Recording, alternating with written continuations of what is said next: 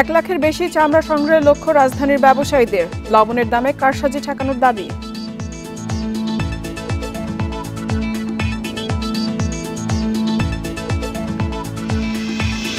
রাজধানীতে জমে ওঠার অপেক্ষায় কোরবানির পশুর হাট। আজ থেকে পুরোদমে বিক্রি শুরুর আশা।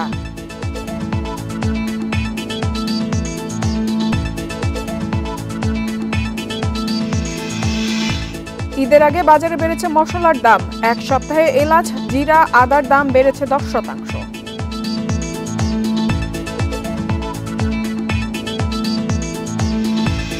সাবেক আমন্ত্রণ অর্থনীতি সারাদিনে আপনাদের সাথে আছি। ইফাতারা শুনছিলেন শিরোনাম, এবারে জানাবো বিস্তারিত। এবারের কোরবানি ঈদে 1 লাখের বেশি চামড়া সংগ্রহের লক্ষ্য ঠিক করেছেন রাজধানী পোস্তার কাঁচা চামড়া ব্যবসায়ীরা। তবে লবণের দাম নিয়ে কারসাজি হলে এই লক্ষ্য অর্জন কঠিন হবে বলে মনে করছেন আড়তদাররা। লবণ মিল মালিকদের দাবি, এবার পর্যাপ্ত উৎপাদন থাকায় সংকট হবে না। কাঁচা চামড়ার সবচেয়ে বেশি আড়ত রয়েছে পুরান ঢাকার পোস্তায়, যেখানে সংগ্রহ হয় সারা দেশ থেকে আসা কোরবানির পশুর কাঁচা চামড়া। ঈদের আরও কয়েকদিন বাকি থাকলেও আগেভাগেই প্রস্তুতি শেষ করেছে কাঁচা চামড়ার আড়তগুলো, যেখানে পুরনো চামড়া সরিয়ে আড়ত খালি করে লবণ মজুত করা হয়েছে। গত বছর কোরবানি ঈদে পোস্তায় চামড়া সংগ্রহ হয় 80 থেকে 90 হাজার পিস। এবার সেই লক্ষ্যমাত্রা বাড়িয়ে ধরা হয়েছে 1 লাখ পিস। যেহেতু রাষ্ট্রীয় সম্পদ, এটাকে বাঁচানোর জন্য অনেক মার্কেট বিভিন্নভাবে উঠে থাকে, আর এটার জন্য প্রশাসন যথাযথভাবে ব্যবস্থা না নেওয়ার কারণ হচ্ছে যে চামড়াগুলো বেঁচে যাক। তা আমরা ওই টার্গেট যেটা ছিল গতবারও 1 লাখের মতো হয়েছে, এইবারও আমরা এটা আশা করতেছি। পোস্তার আড়তদারদের দাবি, ট্যানারি মালিকদের কাছে তাদের পাওনা 120 কোটি টাকার বেশি। এ টাকা আদায় না হলে কাঁচা চামড়া সংগ্রহের লক্ষ্য পূরণ কঠিন হবে। হ্যাঁ, ট্যানারি মালিকরা দিবে বলছে, তো দিয়ে দিবে। দেয় না তো, প্রতি বছরই বলে যে এই বছর আমরা আপনাদেরকে পেমেন্ট দিয়ে দিব। প্রতি বছর কোরবানির ঈদে লবণের দাম নিয়ে কারসাজির অভিযোগ নতুন নয়। বিসিক বলছে, চলতি মৌসুমের এপ্রিল পর্যন্ত রেকর্ড 22,34,000 টন লবণ উৎপাদন হয়েছে। লবণ মিল মালিকদেরও দাবি, উৎপাদন বেশি থাকায় সংকট হবে না এবার। দাম বাড়ারও কোনো সম্ভাবনা নাই। যদি কোনো মিল মালিক যদি দাম বাড়ায় বা কোনো কেউ যদি দাম বাড়ায় বলে, তাহলে স্পেসিফিক বলতে হবে কোন মিল মালিক তার কাছ থেকে বেশি চাইছে। আমরা চিঠি দিয়ে জানিয়ে দিছি যে লবণ জাতীয় স্বার্থে চামড়া সংরক্ষণের জন্য লবণটা প্রাপ্যতা নিশ্চিত করতে হবে। এবং উৎপাদন ওভারফ্লো আছে, এদিক দৃষ্টি দিলে, এদিক নজর দিলে আমার মনে হয় লবণের কোনো সংকট হবে না। যে এই বছরের নেই আগামী বছরের প্রত্যেক বছর যেমন এটার উপরে মনিটরিং সেল বা মনিটরিং করা হয়, তদারকি বাড়িয়ে দেওয়া হয়। লালবাগের পোস্তায় ছোট বড় মিলিয়ে 120টি আড়তে কোরবানির ঈদে কাঁচা চামড়া সংগ্রহ করেন ব্যবসায়ীরা। তৌহিদ রানা, ইন্ডিপেন্ডেন্ট নিউজ, ঢাকা। ছুটির দিনে রাজধানীতে জমে উঠেছে কোরবানির পশুর হাট। বিভিন্ন এলাকার সড়ক ও ফুটপাতে চলছে বেচাকেনা, চলবে ঈদের আগের দিন পর্যন্ত। স্থায়ী ও অস্থায়ী এসব হাটে দ্বিতীয় দিনেও দেশের বিভিন্ন প্রান্ত থেকে আসছে কোরবানির পশু।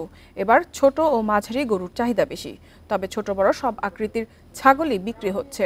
রাজধানীর উত্তর ও দক্ষিণ সিটি কর্পোরেশন এলাকায় এবার 20টি কোরবানির পশুর হাট বসেছে। স্থায়ী ও অস্থায়ী এসব হাটের মধ্যে 11টি হাট বসেছে ঢাকা দক্ষিণ সিটি কর্পোরেশন এলাকায় এবং উত্তর সিটিতে বসেছে 9টি। এসব হাট থেকে পছন্দমতো কোরবানির পশু কিনতে পারবেন রাজধানীবাসী।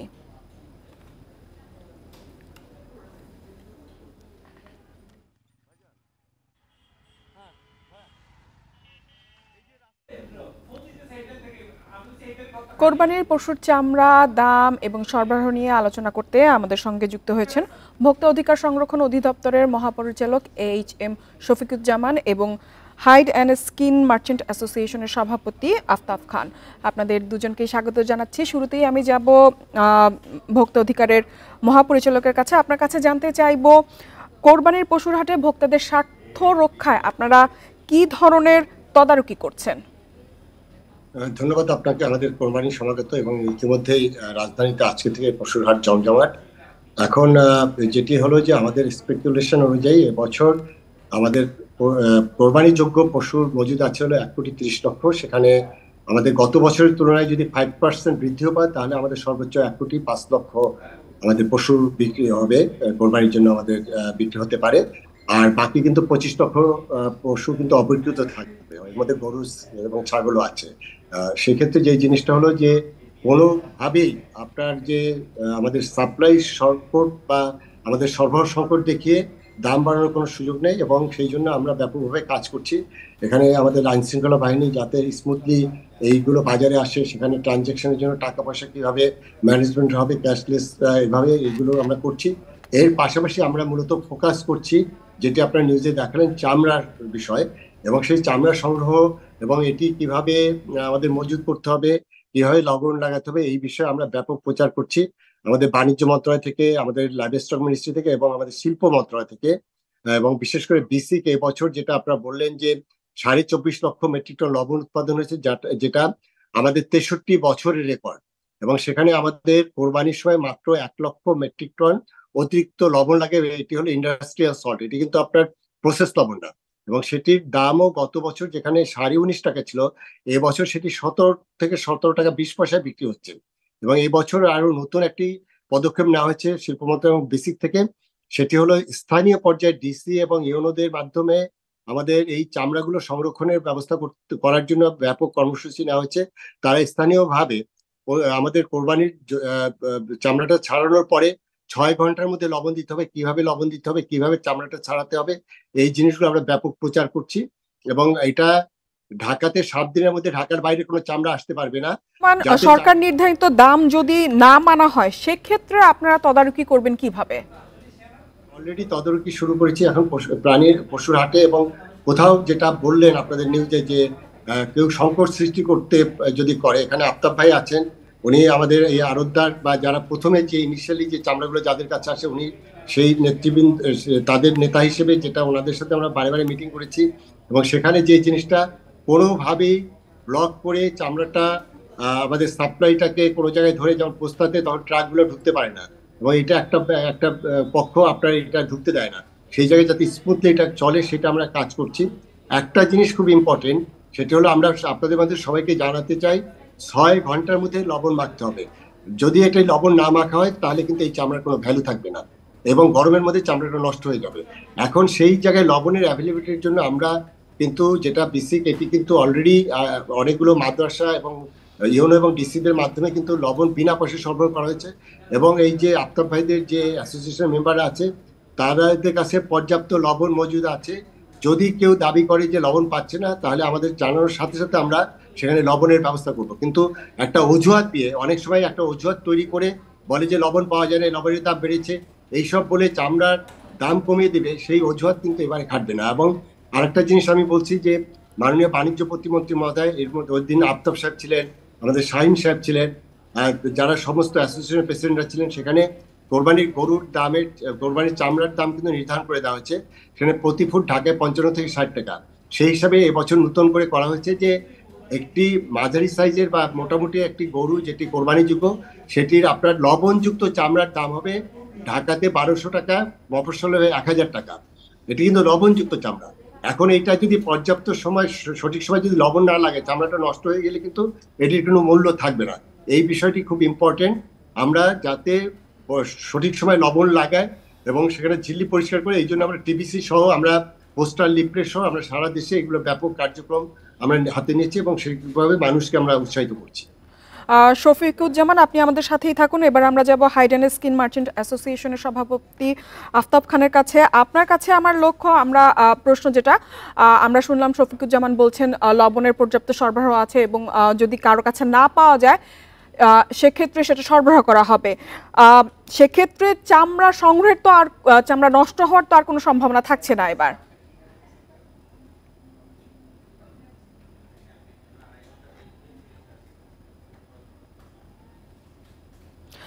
আফতাব খান, আপনার কাছে আমার প্রশ্ন, শফিকুজ্জামান বললেন যে এবার লবণের ঘাটতি হবে না এবং যথেষ্ট পরিমাণে সরবরাহ করা হবে। সেক্ষেত্রে চামড়া সংরক্ষণ করার যে সমস্যাটা আমরা গত কয়েক বছর দেখেছি, সেই সমস্যাটা নিশ্চয়ই হবে না, এবং চামড়া সংগ্রহের আপনাদের লক্ষ্যমাত্রা কেমন থাকছে?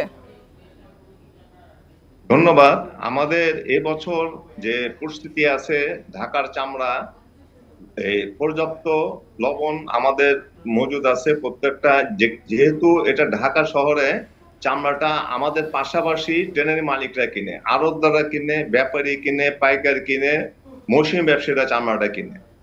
আর সবাই লবণ দেওয়ার জন্য সবার প্রস্তুতি আছে। আশা করি যেহেতু চামড়া আমাদের সংগ্রহ করার মতো প্রত্যেকটা ইয়ারই প্রস্তুতি আছে। আমি যেহেতু অত্যাধিক গরম, এই গরমের কারণে কিছু চামড়া হয়তো নষ্ট হতে পারে, সেটা সহনশীল, কিন্তু সে হারে চামড়া এবছর নষ্ট হওয়ার সম্ভাবনা নাই। আর লবণটার দাম গতবার চেয়ে একটু দাম কম আছে, এবং কিছু মাদ্রাসায় সরকার ওই বিনামূল্যে কিছু লবণের দাম দিয়েছিল। তো আশা করি গতবারের চেয়ে অবশ্যই ভালো হবে। ধন্যবাদ। আফতাব খান, আপনার কাছে আমি জানতে চাইবো যে ট্যানারি মালিকদের কাছে আপনাদের বকেয়া কত পাওনা রয়েছে এবং সেইটি আদায়ের বিষয়ে আপনাদের কোনো উদ্যোগ নেওয়া হচ্ছে কিনা, প্রশাসনের কাছে আপনারা যোগাযোগ করেছেন কিনা? জি ধন্যবাদ। এর আগে আমরা এই বিএসসিসির মাধ্যমে 2018-তে আমরা অনেক চেষ্টা করছি, সরকারের পর্যায়ে এই টাকাটা এস্টাবলিশ করা হয়েছিল। তারপর আমাদের আড়তদার ট্রেনের মালিক সবাই যে যেভাবে পারছে, কেউ টাকা সম্পূর্ণ পরিশোধ করেছে, কেউ আংশিক করেছে, কেউ করতে পারেনি, কারোর কাছে টাকা রয়ে গেছে। এটা চলমান আছে।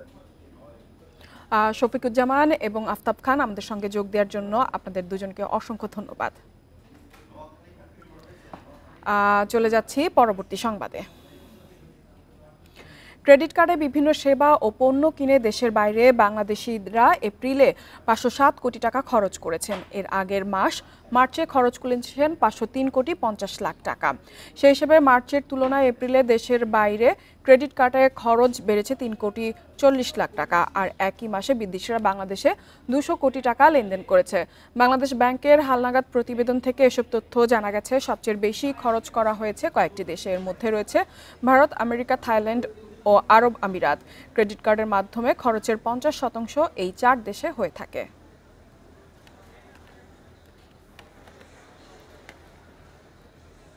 রিজার্ভ থেকে ডলার বিক্রি অব্যাহত রেখেছে বাংলাদেশ ব্যাংক। চলতি অর্থবছরের প্রথম 11 মাসে রিজার্ভ থেকে নিট বিক্রির পরিমাণ দাঁড়িয়েছে 980 কোটি বা 9.80 বিলিয়ন ডলারে। 2022-23 অর্থবছরে 1338 কোটি ডলার বিক্রি করা হয়েছিল। এ সময় বাজার থেকে কিছু ডলার কেনাও হয়েছে।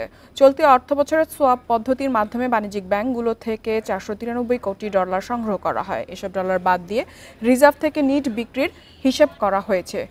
বৈদেশিক ঋণের কিস্তি ও সুদ পরিশোধ, আমদানি দায় সমন্বয় এবং ডলারের বিনিময় হার স্থিতিশীল রাখতে রিজার্ভ থেকে ডলার বিক্রি করা হয়েছে বলে কেন্দ্রীয় ব্যাংক থেকে জানানো হয়েছে।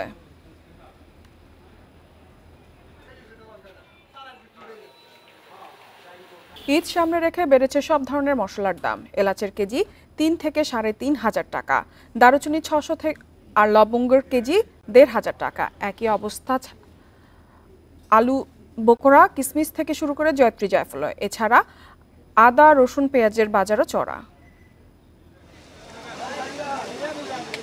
কোরবানির ঈদ সোমবার, সে কারণেই বাজারের তালিকার প্রথম সারিতেই আছে মশলা। আর সে চাহিদার কথা মাথায় রেখেই পসরা সাজিয়েছেন দোকানিরা। মানভেদে এলাচের কেজি 3 থেকে 3,500, দারুচিনি 600 আর লবঙ্গের কেজি 1,500 টাকা, আর জিরার কেজি দাঁড়িয়েছে 700-তে। টিসিবির হিসাবে মাত্র 7 দিনে এসব মশলার দাম বেড়েছে প্রায় 10% পর্যন্ত। সব মশলারই দাম বেশি, দাম তো বাড়তেছে আর 1 মাস আগের থেকেই। যে এলাচি 2200-2300 টাকা, এখন 4000। ভালো মানেটা 4000, নর্মালটা 3500। যে লবঙ্গ ছিল 1300, এখন 1500। যেরকম সব সময় থাকার দরকার ওই রকমেরই থাকার দরকার, কিন্তু তা তো হয় না। পাবলিকে তো 1 টাকাটা 2 টাকা নেয় ঈদ উপলক্ষে, এখন তো তাদের সাথে তো আর আমাদের কোনো জোর নাই। এছাড়া আলু বোখরা 550, কিসমিস বিক্রি হচ্ছে 600 টাকা কেজিতে, জয়ত্রী 3200 আর গোলমরিচের কেজি 1200 টাকা। জয়ফল প্রতিটি 10 টাকা আর শুকনা মরিচের কেজি 400 থেকে 600 টাকা পর্যন্ত। সরবরাহের সংকট না থাকলেও ব্যবসায়ীরা বাড়তি মুনাফার জন্য দাম বাড়িয়েছেন বলে অভিযোগ করছেন ক্রেতারা। মন্ত্রণালয় থেকে যদি এটা নিয়ন্ত্রণের একটা হাত বাড়াইতো তাইলে হয়তো কিছুটা নিয়ন্ত্রণে থাকতো। আগে যেমন 10,000 টাকা বেতন পাইছি, তো সব কিনাকাটাও দেখা গেল কিছু রয়েছে। এখন মনে করেন 10,000 টাকা বেতনে কিছু হয় না। চড়া আদা রসুনের দামও মানভেদে রসুন বিক্রি হচ্ছে 220 থেকে 250 টাকা পর্যন্ত। 260 টাকার নিচে মিলছে না আদা। পেঁয়াজ 85 আর 1 কেজি আলুর জন্য গুনতে হচ্ছে কমপক্ষে 60 টাকা। Shahid Ahmed, independent news, Dhaka. আর এই ছিল অর্থনীতি সারাদিনের আজকের আয়োজনে। ইন্ডিপেন্ডেন্ট টেলিভিশনের সব খবর আরও জানতে চোখ রাখুন ফেসবুক, ইউটিউব এবং এক্সে। আমন্ত্রণ আমাদের পরবর্তী সংবাদে।